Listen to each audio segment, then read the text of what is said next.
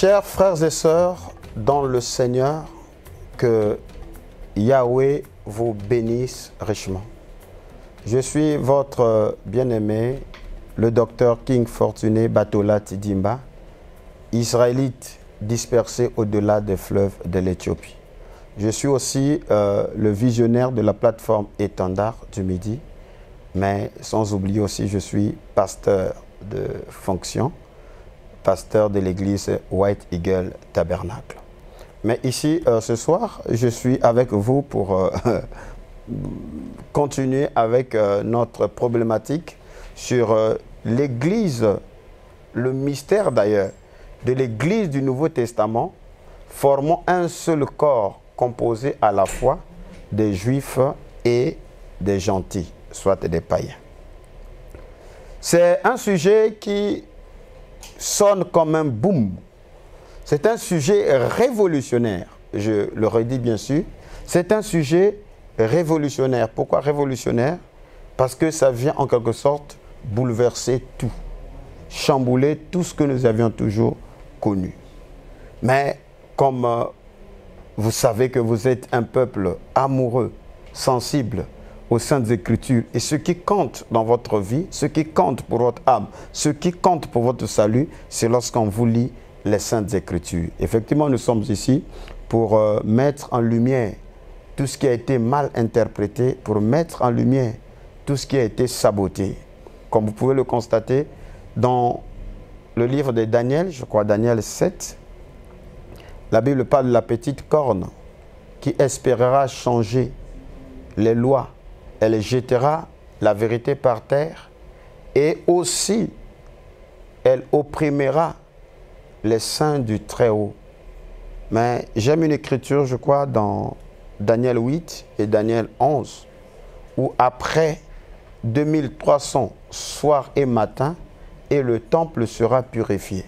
C'est alors, je l'ai toujours dit, que quand le temple sera purifié après ce temps de souillure, c'est alors que la lignée ou les Maccabées seront de nouveau de retour pour établir l'ordre, ainsi la purification du temple.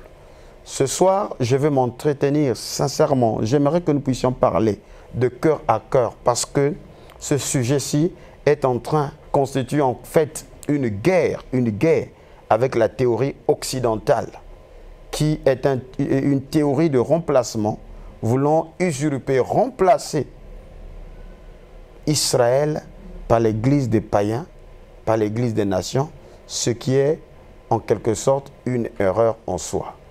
Je vais m'entretenir avec vous sur le sujet qui suit. L'église d'Afrique sous le patriarcat de l'apôtre Pierre. Je répète, l'église d'Afrique ou l'église du Midi sous le patriarcat de l'apôtre Pierre. Certainement quelqu'un va dire, ça c'est encore quoi? Oui. Paul lui-même a dit que là au troisième ciel, ce qu'il a eu accès, ce qu'il a connu, ce qu'il a vu, ce qu'il a entendu, il dit ce sont des choses que l'œil n'a jamais vues, des choses que l'oreille n'a jamais entendues, des choses qui ne sont jamais montées dans la conscience de l'homme. Mais ce sont des choses que Dieu a réservées pour ceux-là qu'il a choisis, c'est-à-dire ceux-là qui sont dissolés, les élus de Dieu. Je prends Galates chapitre, l'épître aux Galates chapitre 2, le verset 7 jusqu'au verset 9.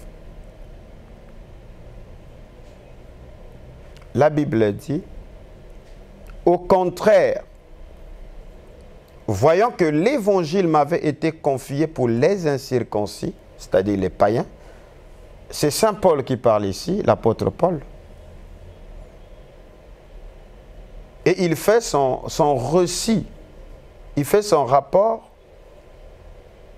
sur le voyage, son fameux voyage à Jérusalem, 14 ans après, quand il alla pour croiser ceux-là qui étaient considérés comme des colonnes. Et après cet entretien, comme vous pouvez le constater, qui aboutit bien sûr à la conférence de Jérusalem, il dit, au contraire, voyant que l'évangile m'avait été confié pour les circoncis, comme à Pierre pour les incirconcis. Pardon, voyant que l'évangile m'avait été confié pour les incirconcis, comme à Pierre pour les circoncis, car celui qui a fait de Pierre l'apôtre des circoncis a aussi fait de moi l'apôtre des païens. Dans la traduction, le Semeur, il dit, car celui qui a fait de Pierre l'apôtre des Juifs a aussi fait de moi l'apôtre des non-Juifs. Et ayant reconnu la grâce qui m'avait été accordée, Jacques, Céphas, c'est-à-dire Pierre, et Johannes, c'est-à-dire Jean, qui sont regardés ou considérés comme des colonnes, me donnèrent à moi et à Barnabas la main d'association afin que nous allassions, nous vers les païens et eux vers les circoncis. Frères et sœurs, généralement le reproche que l'on m'a toujours fait, c'est le fait d'être trop bibliste, d'être tellement scripturaire. Mais je ne peux rien faire parce que ma fondation, elle est biblique. Et que tout enseignement, toute révélation, toute doctrine, toute inspiration qui n'a pas ou qui ne trouve pas sa fondation dans les Saintes Écritures, elle ne vient pas de Yah, elle ne vient pas du Père, elle ne vient pas de Yahweh, elle ne vient pas du Seigneur. Qu'est-ce que l'on fait? On botte cela dehors. Donc, ici, comme vous pouvez le constater, que il y a là deux sortes de leadership. Il y a là deux patriarcats qui se dessinent là. Et c'est tellement clair que la main d'association fut donnée à Paul et à Barnabas afin que eux, c'est-à-dire Paul et Barnabas, aillent vers les païens ou les incirconcis ou les non-juifs et que eux, c'est-à-dire les colonnes constituées de Jacques, de Pierre et de Jean, eux, ils s'occupent des circoncis, c'est-à-dire des Juifs. Donc comprenez ce mystère des deux patriarcats. Il y a le patriarcat des païens qui a pour leadership Saint Paul, l'apôtre Paul. Tout de même, il y a le patriarcat de Jérusalem, le patriarcat d'Israël ou de l'église d'Israël qui est contrôlé par Saint Pierre. Parce que c'est à lui qu'avaient été données les clés du royaume.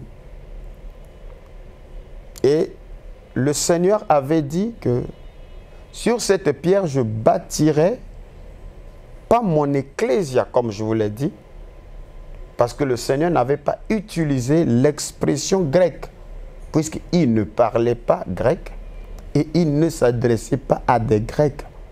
Il parlait bien aux Israélites qui étaient devant lui. Parce que la situation était qu'il avait posé la question, qui dites-vous que je suis, moi, le Fils de l'homme? Et les uns commençaient à raconter que certains disent que tu es Jérémie, d'autres disent que tu es un tel, d'autres disent que tu es Élie.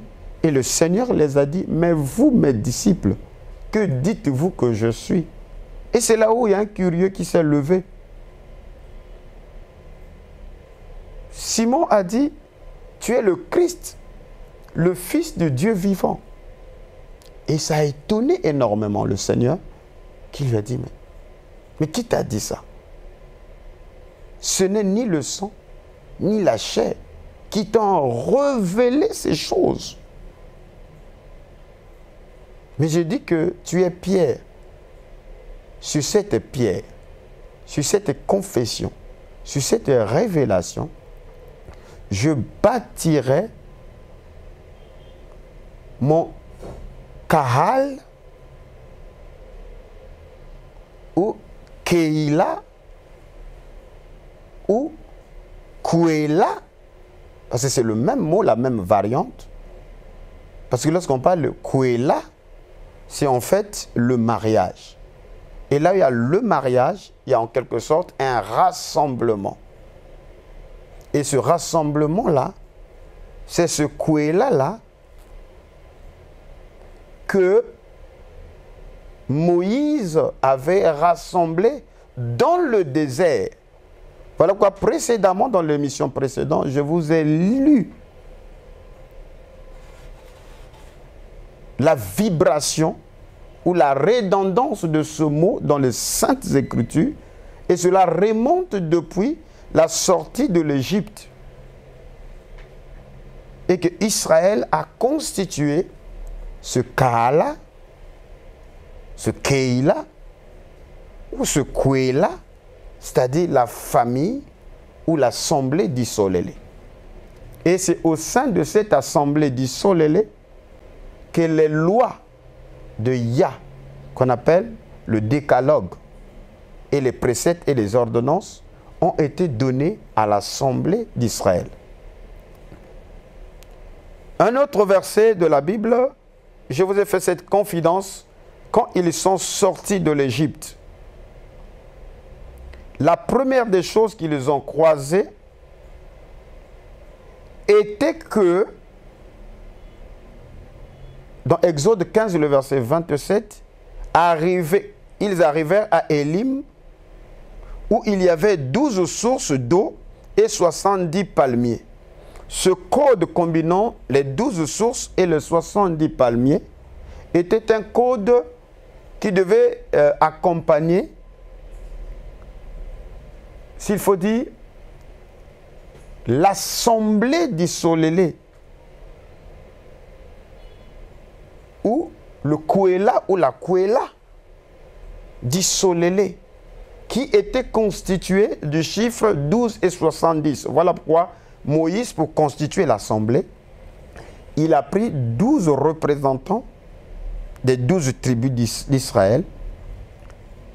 Et lors de l'exploration de la terre promise, il avait envoyé 12 espions. Et chaque espion était un représentant d'une tribu de la maison d'Israël. Et donc il y avait 12 princes d'Israël et 70 anciens sur lequel ou sur qui l'esprit que l'Éternel avait mis sur Moïse avait été reparti sur ces 70 anciens. Donc voilà un peu, je vous donne la configuration de l'assemblée d'Israël dans le désert. Et quand Jésus est venu, dans Jean chapitre 1er, le verset 17, il est dit, la loi nous a été donnée par Moïse, mais la grâce et la vérité nous est parvenue par Jésus-Christ. Et Paul, dans l'épître aux Hébreux, il montre que Moïse a été établi comme serviteur dans la maison de l'Éternel, mais le Seigneur Jésus-Christ est placé comme fils. Ainsi, il a obtenu un ministère qui est autant supérieur qu'au ministère de Moïse, parce que le ministère de Moïse a été considéré comme étant le ministère de la mort. Mais Christ est venu avec le ministère de l'Esprit, qui est bien sûr autant supérieur que celui de la mort, parce que lui, quand il ne vient pas comme Moshe ou Moïse pour écrire sur les tables de pierre, mais le ministère de l'Esprit, sous la nouvelle alliance, il vient pour écrire la loi dans nos cœurs, pour la transcrire dans notre esprit. Et c'est cela la promesse que le Père avait fait qu'il accomplira sous la nouvelle alliance par bien sûr l'Esprit. Et donc c'est dans cette idée de pensée que le Seigneur est venu pour en effet non pas créer l'ecclésia des Grecs, mais créer l'assemblée ou la nouvelle assemblée d'Israël. Voilà pourquoi il réunit autour de lui 12 apôtres, comme Moïse l'avait fait, et 70 disciples.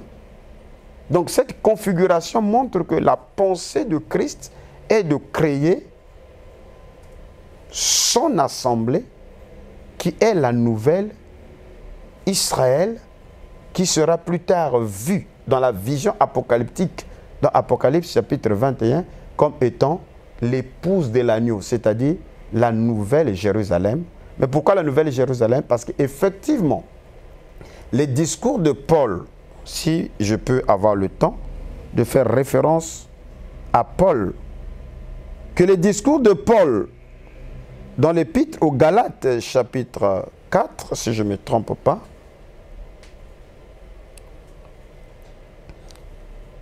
il fait une analogie allégorique, bien sûr, parlant des deux femmes d'Abraham. Il dit que ces deux femmes étaient en quelque sorte deux alliances. Et à ces deux alliances sont impliquées aussi deux villes portant le même nom, c'est-à-dire Jérusalem.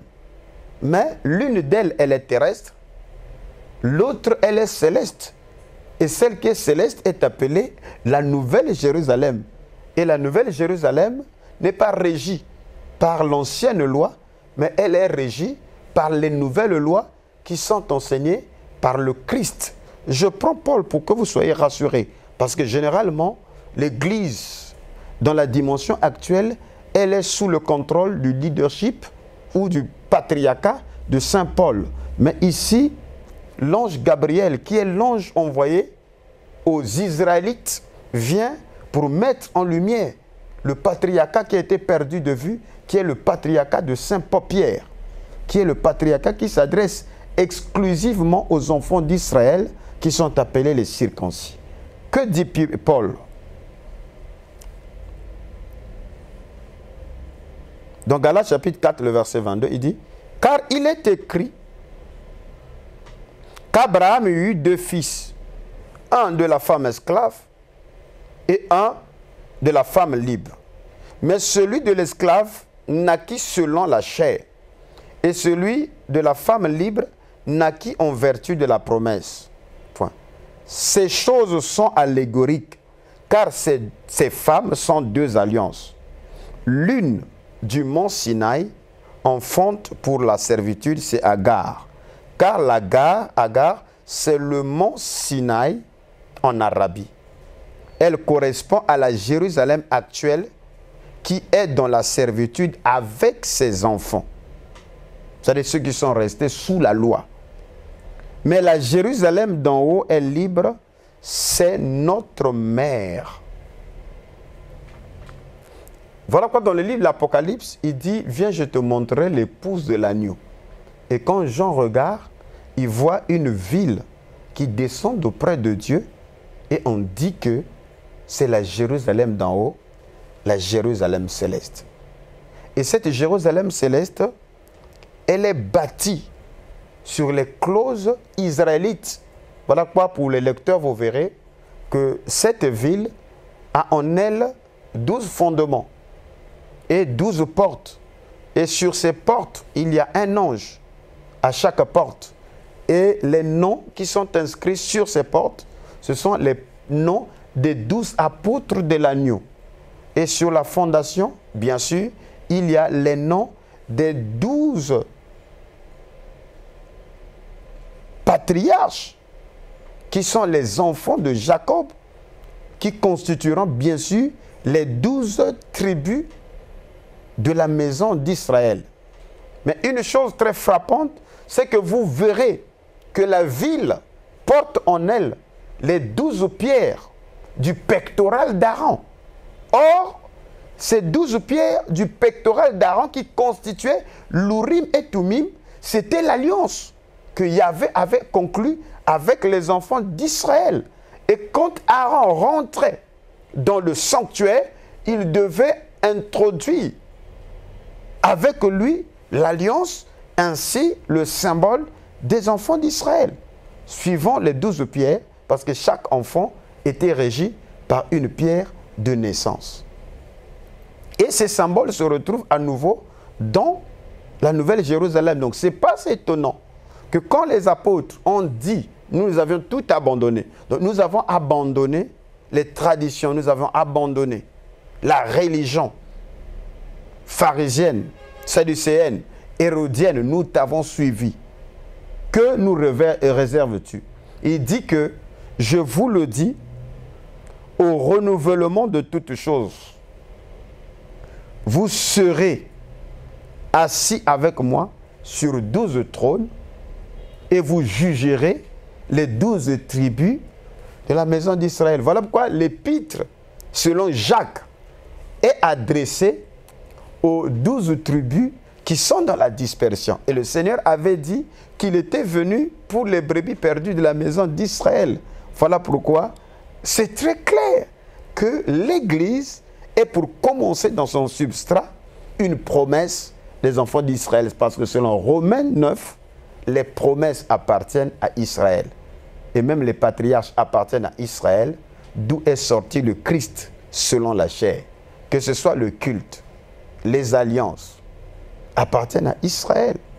Le sanctuaire appartient à Israël. Voilà pourquoi le Seigneur a dit à la femme samaritaine que le salut vient des Yéhoudim. Le salut vient des Judas ou des Judéens, ou ce qu'on appelle des Juifs. Et si le salut vient de Juifs, comment voudriez-vous exclure le Juif de l'Église, le Juif du salut, le Juif de tout, alors que... Mais finalement, qu'est-ce qui ne va pas? Qu'est-ce qui n'a pas marché? Voilà pourquoi nous sommes ici pour remettre de l'ordre au travers du protocole révélé par l'ange Gabriel lui-même. Et Dieu est en train lui-même de replacer la sacrificature du midi selon Ésaïe 19, que là, en Égypte, que les Égyptiens se convertiront et ils feront des sacrifices à l'Éternel et l'Éternel les agréera. Parce qu'ils seront accompagnés des Israélites dispersés au-delà des fleuves de l'Éthiopie. Voilà pourquoi le premier élément de la restauration, dans Ésaïe 19, le verset 18, il commence par la langue. Donc, voulez-vous restaurer la sacrificature du midi?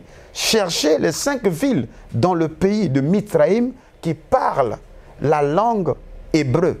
Parce que l'une de ces villes sera appelée bien sûr la ville du soleil. Parce que c'est par le soleil qui est la lumière viendra la destruction. Voilà pourquoi c'est là où Louis II a dit l'une d'elles sera appelée la ville de destruction. Mais la destruction viendra par la ville du soleil que les Grecs ont appelée Ira Eres, c'est-à-dire la ville du soleil que Yahweh lui-même appelle Beth Shemet. Or, Beth Shemet était une ville sacerdotale en Égypte, mais c'était aussi une ville de refuge et une ville sacerdotale dans le pays de Canaan. Voilà pourquoi quand l'arche, suivez attentivement, c'est une clé, quand l'arche a quitté le pays des Philistins, parce que l'arche c'est la parole, et en elle étaient cachées les tables de la loi. Et quand les Philistins ont lâché, parce que les Philistins se trouvent en Occident d'Israël, quand les Philistins ont lâché l'arche, l'arche est venue s'accoster précisément à Beth Shemet, qui est une ville sacerdotale, qui est la ville du soleil. Parce que Dieu juge au travers de sa loi. Dieu juge au travers de la parole de la vérité. Donc si la ville qui détruira, il y a une destruction qui viendra, ça sera par la lumière, parce que sa parole est la lumière. Et ce que vous voyez là, ce ne sont que les reflets, les rayons sortant de la ville du soleil. Et c'est cette ville du soleil qui est en train de détruire tout le protocole occidental. Écoutez que Dieu, c'est lui qui a établi Pierre pour être apôtre ou envoyé vers les Juifs Et le même Dieu qui a établi Pierre comme envoyé des Juifs est le même qui a établi Paul, envoyé des païens, des circoncis. Voilà pourquoi Paul a reçu l'ordre d'aller vers les païens. Et il savait où se trouvent les païens. Nous reviendrons ici pour étudier le voyage missionnaire de Paul et nous saurons Paul est allé où. Et là, il est allé en Espagne. Il est allé là en Crète, à Crète. Il est allé en Italie, à Rome, en Macédoine, dans tous ces pays gréco-romains. Parce que c'est là où se trouvaient les païens. Et vous verrez dans les livres des Actes, il y a des endroits où il voulait partir. Le Saint-Esprit l'a arrêté parce que les païens ne s'y trouvaient pas. Donc le Saint-Esprit ne se trompe pas. Et dans ce livre-ci,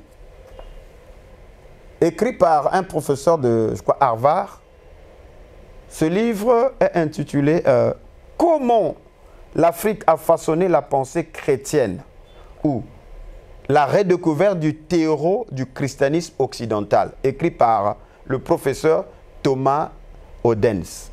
Sa thèse ici a été retenue, non validée, étouffée pendant 10 années. Donc ce n'est pas un problème de blanc ou de noir, c'est un problème de vérité parce que la vérité n'est pas blanche, elle n'est pas noire, elle est vérité. Donc si tu te mets comme étant défenseur de la vérité, la vraie vérité, que tu sois blanc, que tu sois noir, jaune ou rouge, tu vas croiser l'opposition des fils du diable, qui est cette oligarchie contrôlée par Édom, qui a voulu que le nom des enfants d'Issolélé, le nom des enfants d'Israël soit effacé de la surface de la terre. Je vais lire ce qu'il dit ici pour que vous puissiez comprendre que la crainte était ce qu'on appelle aujourd'hui le christianisme, parce que nous allons démontrer cela.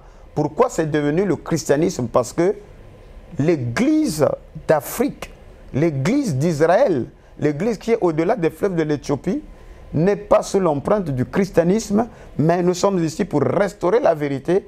Et elle avait un nom, elle avait une qualification, eux-mêmes dont ils savaient comment on les appelait. Que dit Thomas Odense ici? Dans son introduction, j'aimerais que vous soyez attentifs. La thèse de ce livre peut être résumée en termes simples. L'Afrique a joué un rôle déterminant dans la formation de la culture chrétienne.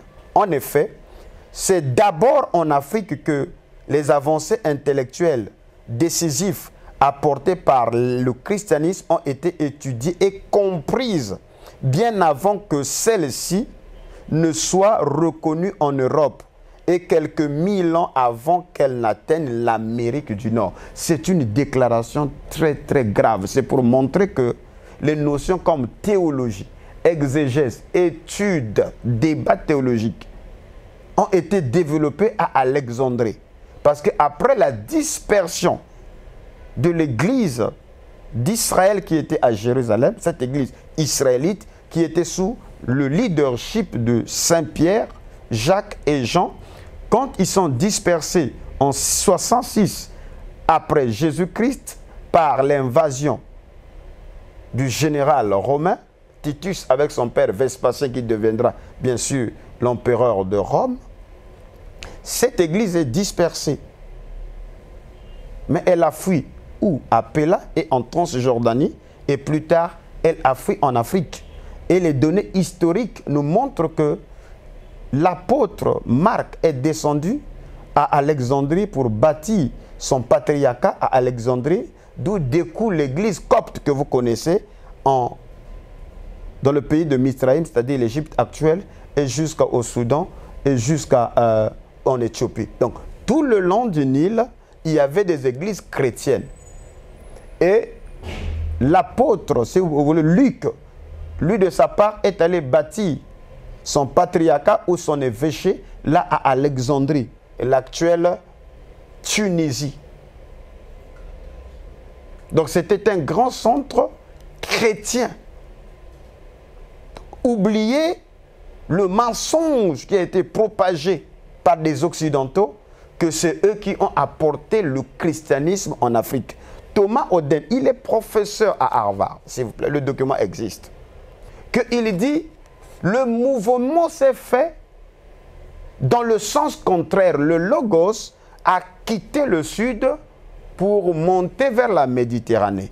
Et les concepts premiers ont été compris du christianisme, ont été bien assimilés et compris en Afrique, bien avant, 500 ans avant que cela ne soit compris ou accepté en Europe. Vous voyez que les pères de la foi comme les Tertulliens, les Origènes et les autres, ils sont bien sûr des Africains. Ce sont des Africains. Voilà quoi William Branham est précis là-dessus en disant les Japhétites, les Anglo-Saxons n'attendaient pas le Messie. Mais ceux qui avaient la connaissance du monothéiste et la promesse de la venue d'un Messie, c'est bien sûr Sem et Cam. Voilà pourquoi l'Église ou l'apostolat, le patriarcat de Jérusalem était directement lié à ces zones, dans ces antipodes de dispersion des enfants d'Israël. Donc, ils ne partaient pas prêcher n'importe où ou n'importe comment. C'est le problème d'aujourd'hui des missionnaires, des pasteurs aujourd'hui qui ne savent pas que Dieu sauve suivant les protocoles, que Dieu sauve suivant les familles, que Dieu sauve suivant des alliances. Parce que Paul il dit que quand il est allé chez les anciens, ils ont compris que Paul, quoique c'est Pierre qui avait les clés, qui avait ouvert à Jérusalem, qui est allé ouvert le royaume en Samarie, bien que c'est le diacre Philippe qui a prêché les amenant jusqu'au baptême, mais celui qui avait les clés du royaume, c'était Saint Pierre. Il a imposé les mains et le Saint-Esprit est venu. Ainsi, Dieu n'a pas attendu Pierre, Paul, pour ouvrir la porte des nations, mais il a utilisé la même personne qui avait les clés, qui était un juif israélite, Pierre, qui ouvre les clés du royaume chez les Romains, là, chez les incirconcis, dans Acte 10. Et pour la première fois, un incirconcis a été baptisé du Saint-Esprit, c'était chez Corneille. Et ça a étonné, et bien sûr, les disciples qui étaient venus, ils ont dit, pouvons-nous refuser les eaux du baptême à des gens qui ont reçu le Saint-Esprit comme nous, comme au commencement? Et ils étaient étonnés du fait que le Saint-Esprit était donné aussi à des incirconcis. Donc, chers frères et sœurs, oubliez tout ce que vous avez appris.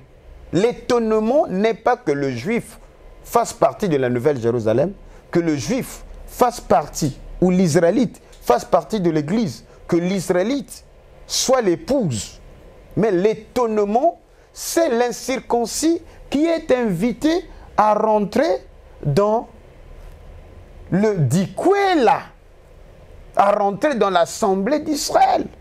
C'est ça le mystère et la révélation qui était une grande révélation que Saint Paul avait.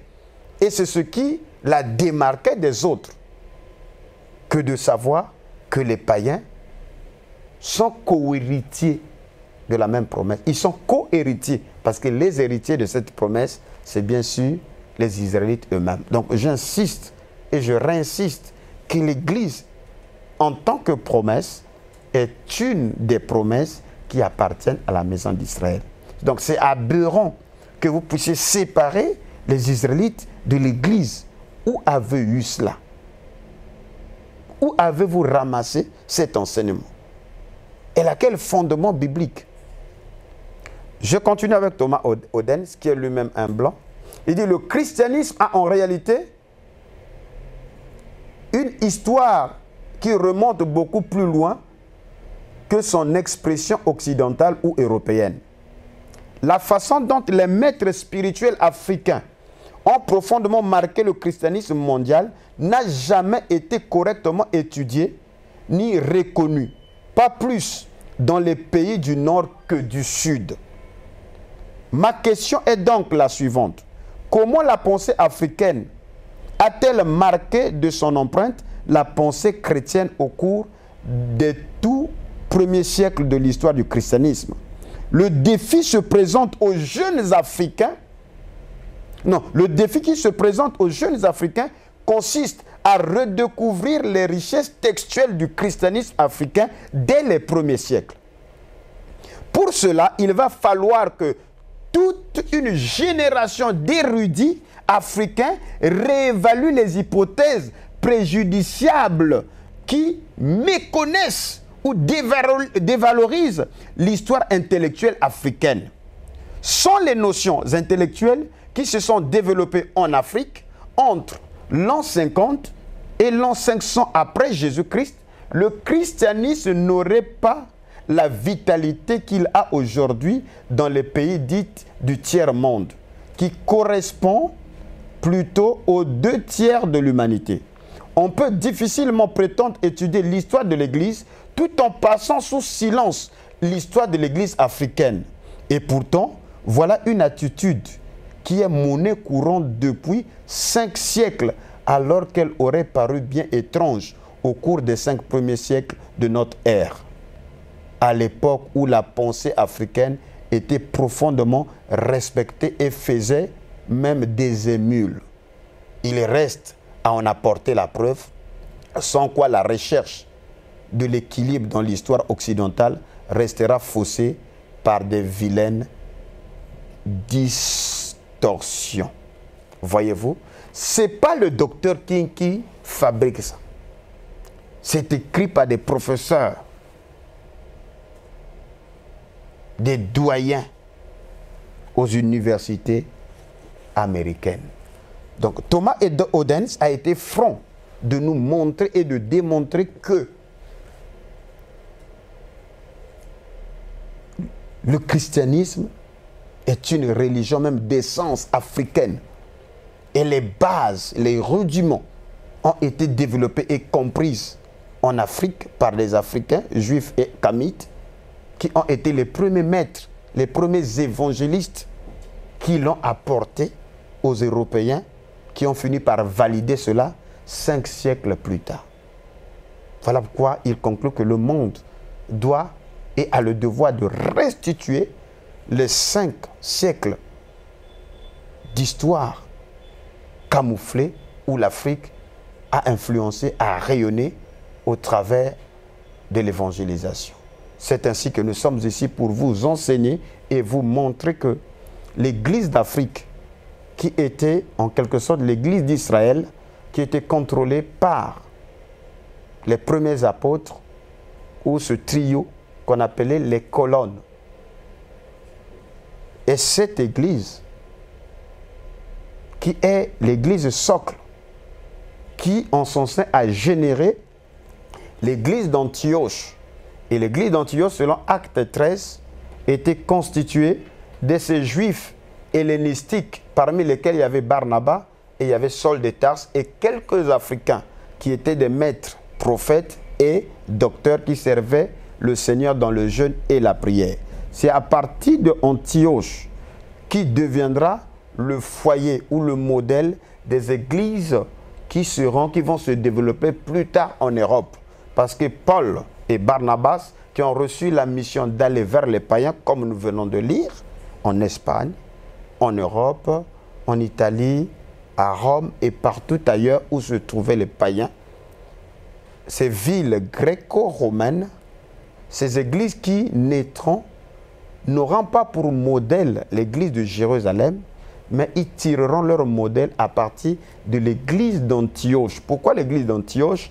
Parce que les Juifs d'Antioche étaient des Juifs hellénistiques, c'est-à-dire ils avaient la maîtrise de la culture gréco-latine. Voilà pourquoi Saint Paul avait déjà la nationalité romaine, ce qui lui donnait accès de sillonner si facilement dans le royaume ou l'empire romain. Et il avait la pleine maîtrise de la langue hellène. Voilà pourquoi le tribun dans Acte 21 était même étonné, mais comment tu sais le grec? Donc ces potentialités que ses disciples avaient a constitué comme un jalon ou un moyen que le Seigneur a utilisé pour atteindre les païens selon leur capacité. Voilà pourquoi Paul dit qu'il va là où on marche avec un pied, il marche à un pied parce que l'objectif c'était de les gagner au Seigneur. Avec les Grecs, il a été comme un Grec, quoiqu'il ne soit pas grec, et l'objectif c'était de gagner les Grecs. Voilà pourquoi il a utilisé la langue, il a écrit en grec ses épîtres, et l'objectif pour que les Grecs puissent mieux comprendre cela. Voilà pourquoi quand il arrive à l'aéropage, il commence à lire les inscriptions. Il connaissait la philosophie grecque.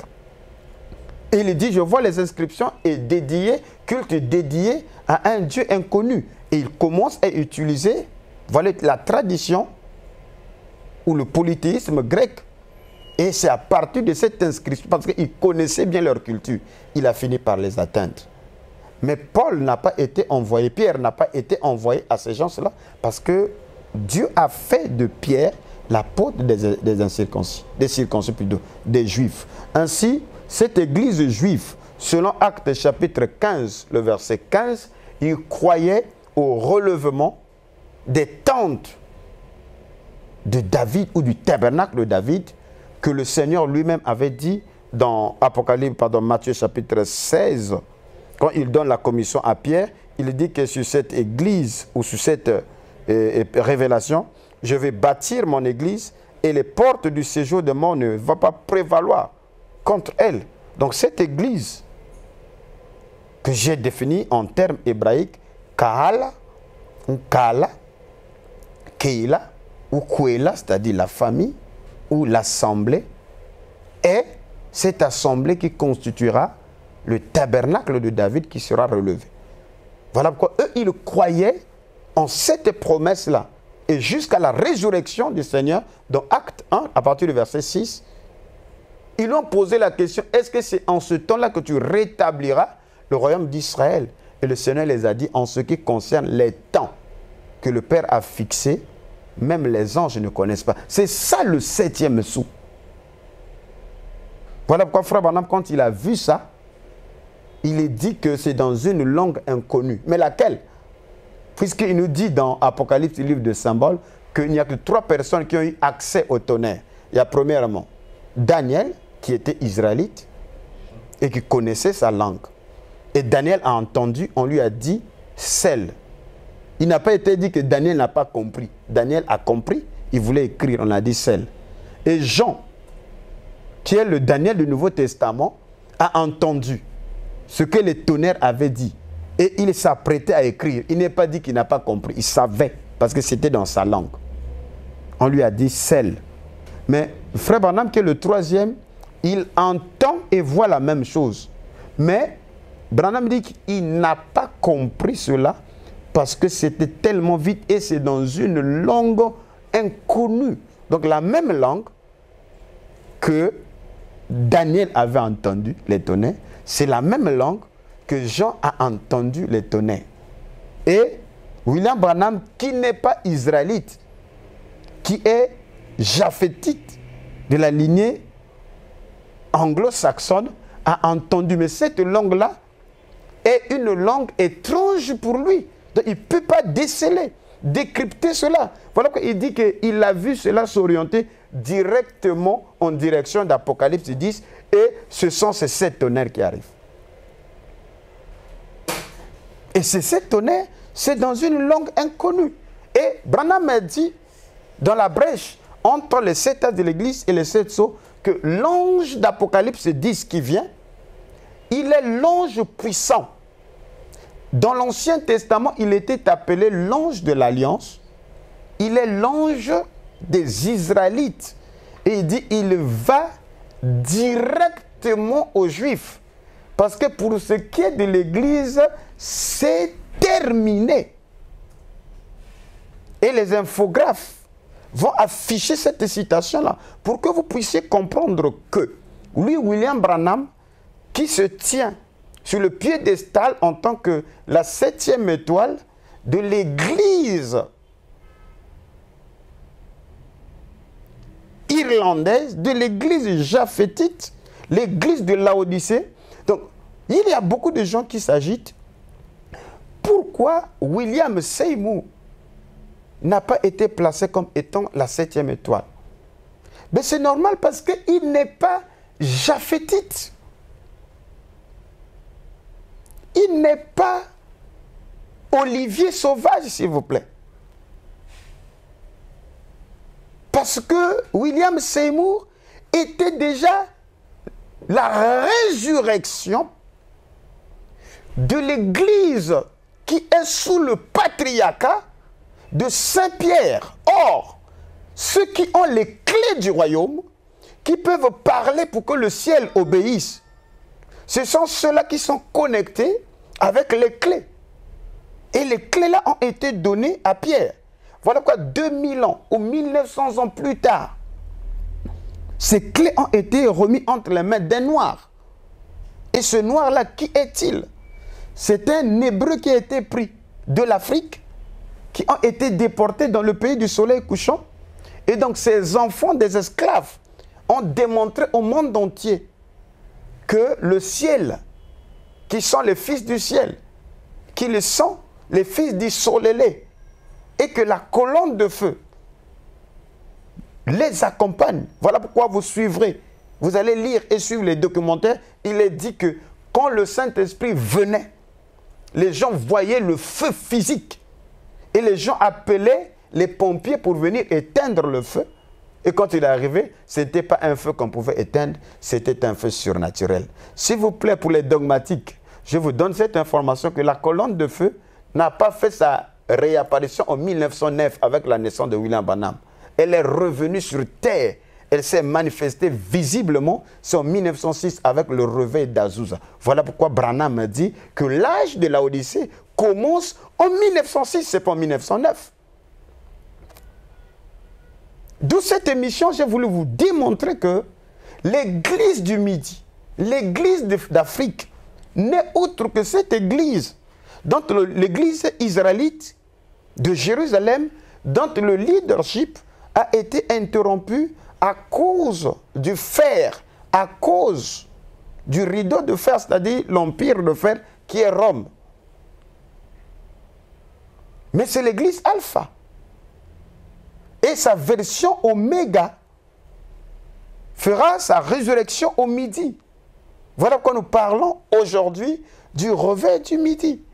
Et dans ce réveil du midi, l'un des éléments, il est la résurrection de l'église du midi qui est la version oméga de l'église substrat qui est l'église de Jérusalem qui est sous le patriarcat de Saint-Pierre. Alors, William Branham est précis.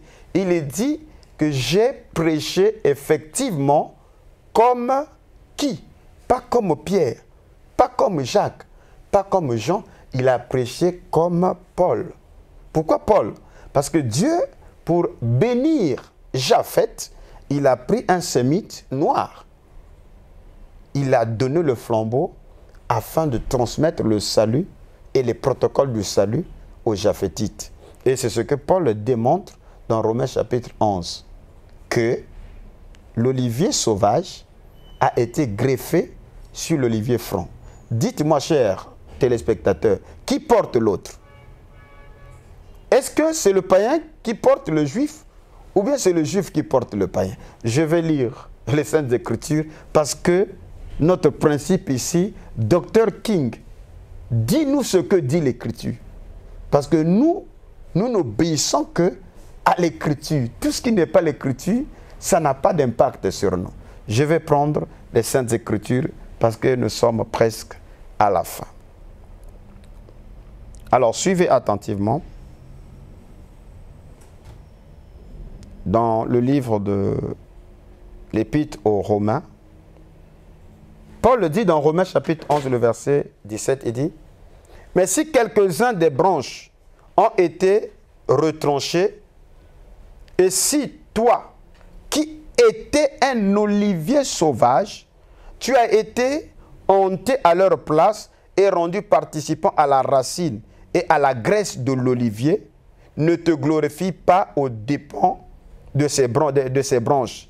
Si tu te glorifies, sache que ce n'est pas toi qui portes la racine, mais c'est la racine qui te porte. » les pasteurs formés dans des séminaires théologiques, fabriqués comme dans des éprouvettes, ont prêché un enseignement corrompu, disant que nous sommes l'olivier sauvage. Chers amis, collègues, dans le service, comment êtes-vous arrivés à ces conclusions?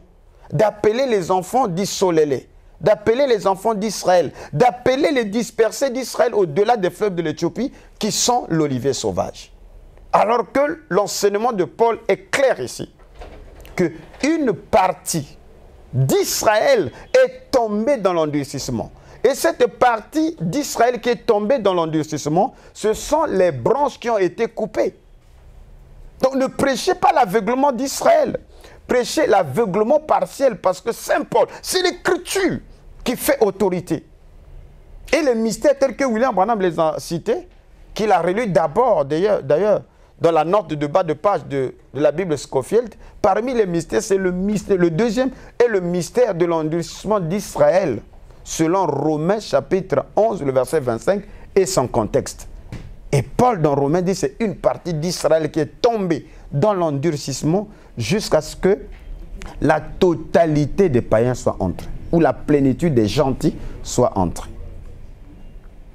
Donc ce n'est pas l'olivier sauvage qui porte l'olivier franc, c'est le contraire. Tu diras donc, les branches ont été retranchées afin que moi je fusse hanté. Cela est vrai.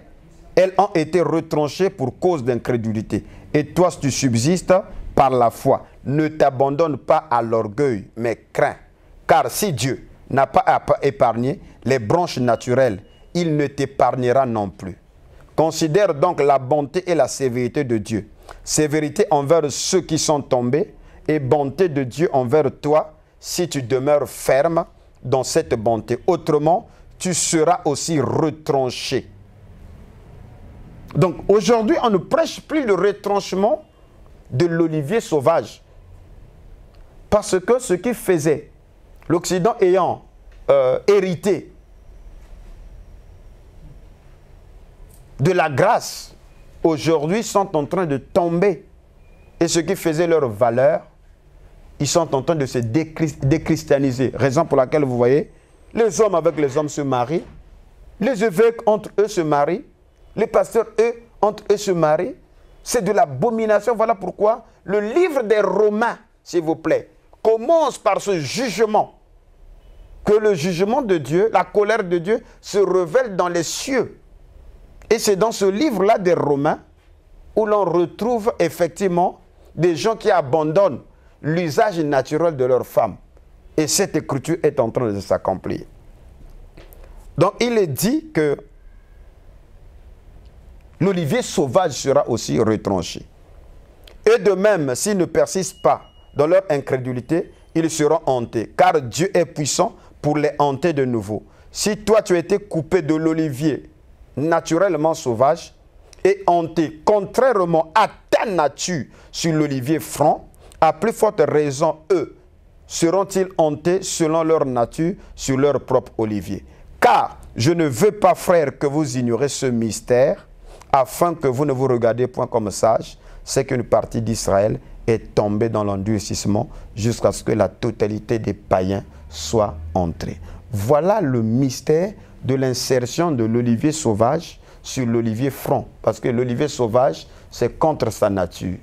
Mais l'olivier franc est sa propre nature en tant qu'Église, en tant qu'épouse, en tant que le peuple élu. Ainsi, le mystère n'est pas que le juif constitue la nouvelle Jérusalem, n'est pas que le juif soit l'Église, n'est pas que le juif soit l'épouse, mais le mystère, comment, selon Romains acte 10, comment l'incirconcis fait partie de l'assemblée d'Israël. Comment un incirconcis peut aussi recevoir le baptême du Saint-Esprit.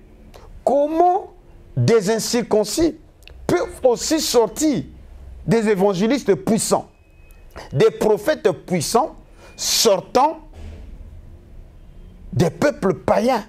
C'est inconcevable. Mais c'est la bonté de Dieu, c'est la miséricorde de Dieu, parce que la chute de quelques branches était pour que la plénitude des païens où la plénitude des gentils soit entrée. Donc, une fois que l'âge de l'église de Laodicée prend fin en 1977, l'évangile repart à Israël. Et cet Israël est au-delà des fleuves de l'Éthiopie. C'est en ce moment-là qu'on voit la résurrection de l'église du Midi, qui était l'église d'Israël, qui devient l'église du Midi. Et cette église du Midi ne doit pas être enseignée selon le protocole aligné sur Saint Paul, mais elle est sous le protocole de Saint Pierre. Voilà pourquoi ce n'est que l'entrée de jeu. L'émission suivante, nous allons développer pour vous montrer effectivement quel est le protocole de Saint Pierre qui sera enseigné dans l'église du Midi. Au reste, que le Très-Haut, que Yah dit Solélé vous bénisse richement. Merci.